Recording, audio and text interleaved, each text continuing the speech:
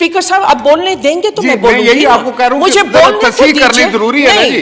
आप बार बार हमने बोलना है, बार बार हम ही ने बोलना है, उन्होंने नहीं बोलना है। और अगर पब्लिक तस्दीक करना तो मेरा हक है ना, जब आप मेरे बारे में बात करेंगे। स्पीकर साहब फिर आप तकरीर कर लीजिए, बहुत सब्र की जरूरत होती है। मैं उस कुर्सी पर रह चुकी हूँ, लगता है कि आपकी कुर्सी और आप इस वक्त कोई अंडर प्रेशर हैं।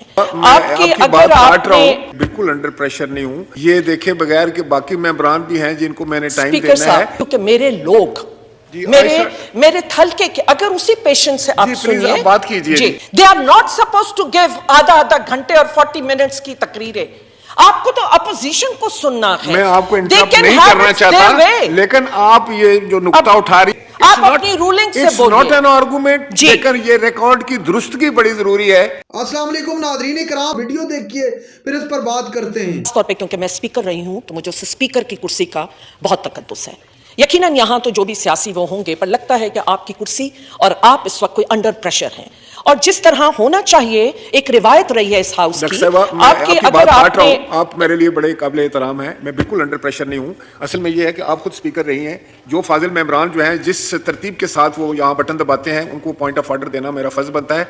दूसरा, आप भी बहुत बाद में तशरीफ लाई, जिस वक्त एंड हो गया था सेशन का, और आते ही आपने उसका तकाजा किया, ये देखे बगैर कि बाकी मेंबरान भी हैं जिनको मैंने टाइम देना है। बहरहाल मैं आपका एहतराम करता हूँ, आप हमारी स्पीकर रही हैं, आप जारी रखिए प्लीज। और मैं यही चाहूंगी स्पीकर साहब, जितने तहम्मुल से आपने आधे घंटा 45 मिनट्स मुझसे पहले 3 कॉलीग्स का, मैं आखिर में नहीं आई थी, मैं जिस वक्त ये पब्लिक अकाउंट्स कमेटी का इशू चल रहा था मैं तब थी। और उससे पहले मैं क्या कर रही थी, क्योंकि मेरे लोग मेरे थलके के अगर उसी पेशेंस से आप सुनिए, बात कीजिए, क्योंकि उनकी तकलीफों के लिए जिस तरह मुझे भाग दौड़ और एफर्ट करनी पड़ती है कि उसके बाद मैं आके यहाँ पे आवाज उठाती हूँ उनकी। स्पीकर साहब, यहाँ पे बड़ी बातें, ऐवान की मजबूती, पार्लियामेंट की मजबूती, जहां फॉर्मर स्पीकर को मुझे नहीं अच्छा लगता कि मैं अपनी आवाज जोर से बुलंद करूं। वैसे तो होना यह चाहिए कि ये बटन प्रेस हो और आप हो। और इस ऐवान का तरीकेकार ये रहा है कि अगर एक ट्रेजरी बेंचेस से होता है तो दूसरा अपोजिशन को होता है। और आपने तो खुद ये कहा था कि let the minority have it say, they are not suppose to give आधा घंटे और 40 मिनट्स की तकरीरें।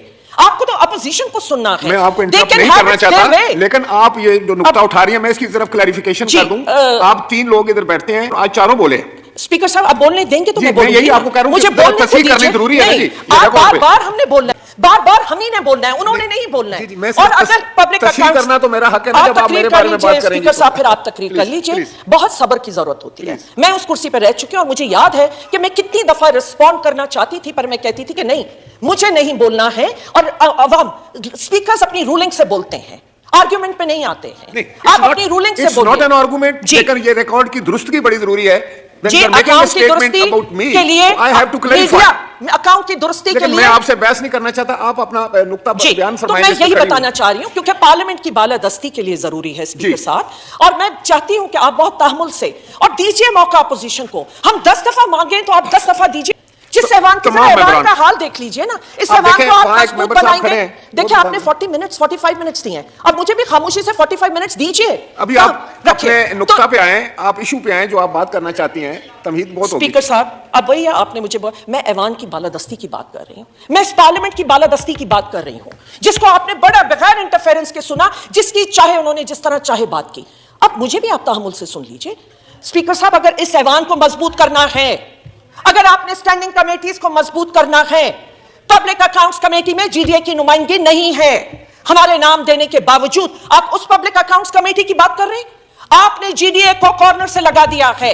अगर आज हमने यह फैसला किया कि हम अपोजिशन में बैठे, उसका मतलब यह नहीं है, और यह जिम्मेदारी स्पीकर पे भी आती है। जरा देख लीजिए कि स्टैंडिंग कमेटीज में कितनी नुमाइंदगी है हमारी।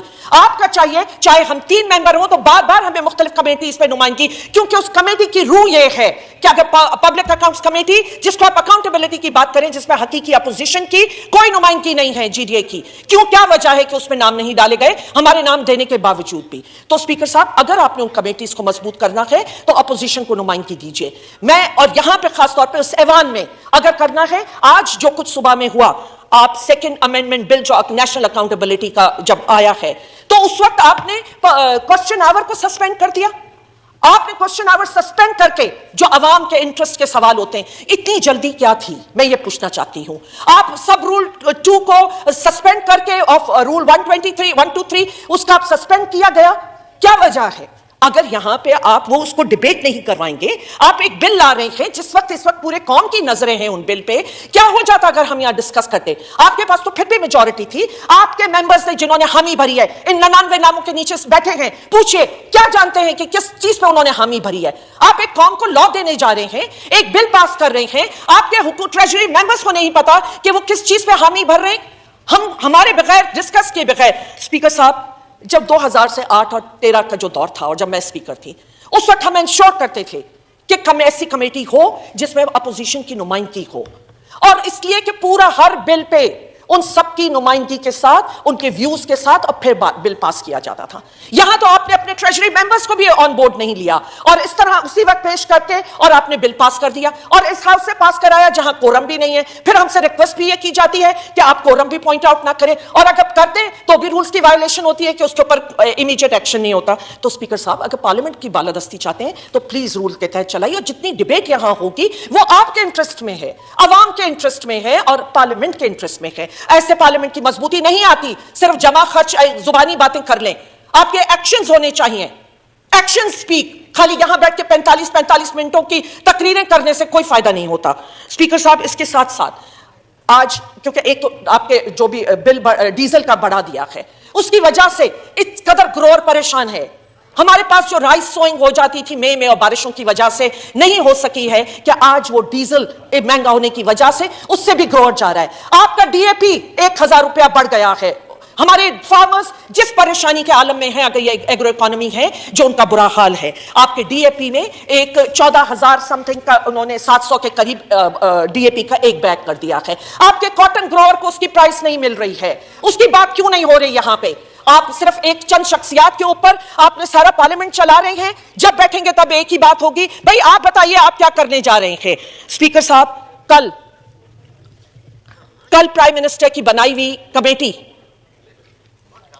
آپ کی توجہ چاہیے گا اسپیکر صاحب. جی ڈاکٹر صاحب. جی, کل پرائم منسٹر کی بنائی ہوئی کمیٹی بدین گئی تھی, جو کہ یہ دیکھنے گئے تھے کہ کیا رین افیکٹڈ لوگوں کا, کہ پوری اس پہ رپورٹ بنائیں گے. اور ہوا کیا ہے اسپیکر صاحب, ان کو الیکٹڈ نمائندوں کو بلانا تھا, نہ الیکٹڈ نمائندوں کو بلایا گیا. چند لوگ جو ذمہ دار ہیں بدین کی تباہ اور بربادی کے. ناظرین اکرام, آپ نے ویڈیو دیکھی, انتہائی اہم ویڈیو. آپ جانتے ہیں کہ تحریک انصاف کی کال کے متعلق میں بات کر رہا تھا. اگر تحریک انصاف سول نافرمانی کی کال دے دیتی ہے تو اس ملک کے لیے انتہائی نقصان دہ ثابت ہو سکتے, اور خاص طور پر خدا نخواستہ خاص طور پر اس حکومت کے لیے کافی پریشانی کا سامنا کرنا پڑ سکتا ہے. تو اس سے پہلے کہ تحریک انصاف اس طرح کا کوئی اقدام کرے, حکومت کو چاہیے کہ مل بیٹھ کر مذاکرات کی ٹیبل پر آئیں اور ملک کو صحیح ڈائریکشن پر لے کر جائیں.